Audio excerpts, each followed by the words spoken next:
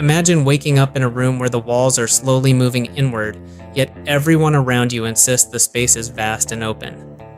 Imagine a world where the very organ you use to perceive reality, your brain, starts telling you stories that aren't true, whispering that you are in danger when you are safe, or that you are empty when you should be full. This isn't a psychological thriller. For millions, this is the daily manual of existence. Today, we're peeling back the curtain on the most complex machinery in the known universe to understand why it sometimes breaks, how it rewires itself, and what it truly feels like to live inside a mind at war with itself. This is the architecture of the invisible. We begin in the gray fog. Depression is often described as sadness, but that's like calling a hurricane a light drizzle. Sadness has a story, it has a why. Depression just is. It is a chemical heist where your brain's messengers, serotonin and dopamine, are hijacked. When these systems malfunction, the world loses its saturation.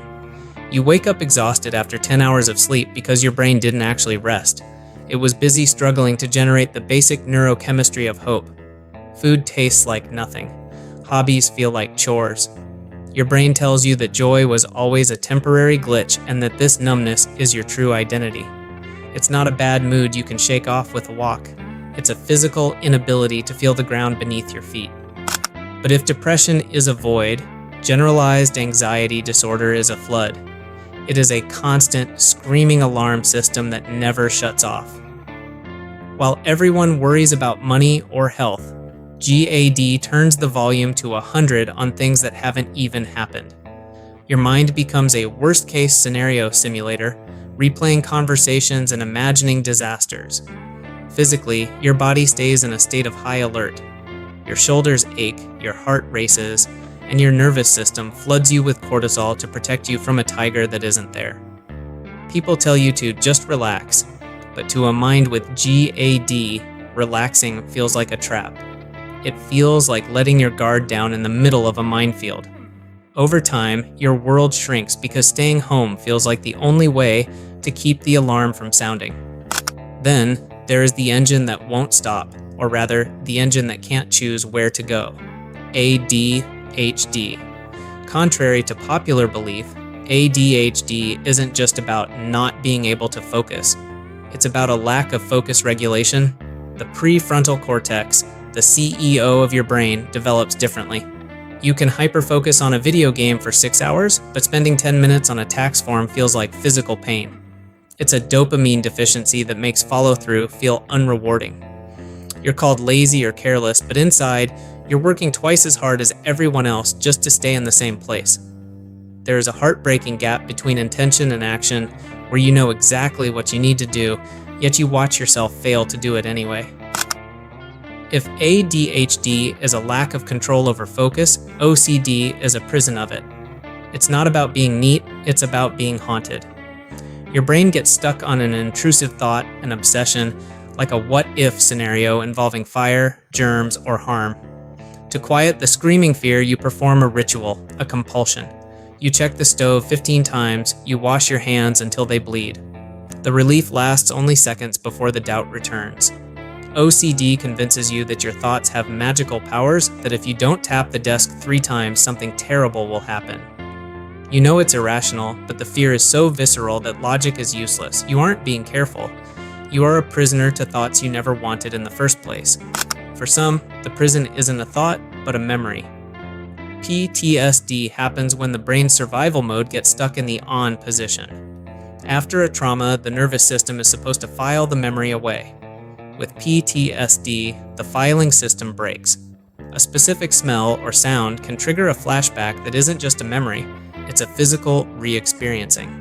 Your heart pounds, and for those minutes, you are back in the car crash or the combat zone.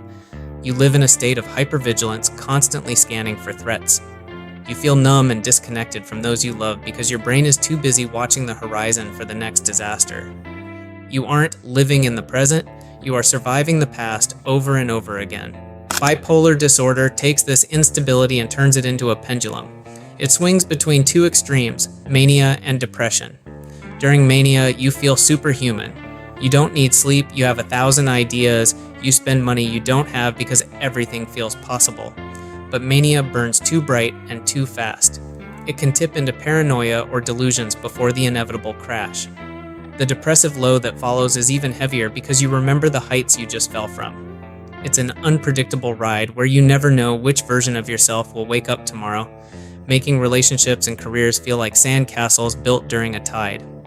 Panic disorder is perhaps the most immediate betrayal of the body. It's a false alarm that feels like a heart attack. Without warning, your chest tightens, your hands go numb, and you are certain you are dying. The attack passes, but it leaves behind a fear of the fear. You start avoiding the places where it happened, the grocery store, the highway, the office. Your world becomes a tiny cage, not because you're afraid of the world, but because you're afraid of what your own nervous system might do to you without your permission. It is the ultimate loss of trust in one's own physical self. Social anxiety disorder is the conviction that every social interaction is a high-stakes performance you are destined to fail. It's not shyness, it's a hijack. Walking into a room feels like stepping onto a stage under a spotlight. Your mind floods with judgment. They think I'm boring, my voice sounds weird. You monitor yourself so closely that you actually become the awkward person you're afraid of being. Afterward, your brain performs a post-event rumination, replaying every micro mistake until you decide that isolation is the only safe option. You aren't antisocial, you're just terrified of being seen and found wanting. Eating disorders often have nothing to do with food and everything to do with control. Anorexia and bulimia are methods of shrinking oneself when the world feels too big. In anorexia, the mirror lies, showing weight where there is only bone. In bulimia, a cycle of binging and purging provides a temporary, shameful relief from emotional chaos. These disorders speak in your own voice, telling you that hunger is strength and eating is failure. They are slow-motion suicides disguised as willpower, where the sufferer feels they are finally achieving perfection while their organs are actually shutting down. Borderline personality disorder makes emotions feel like tsunamis. There is no middle ground.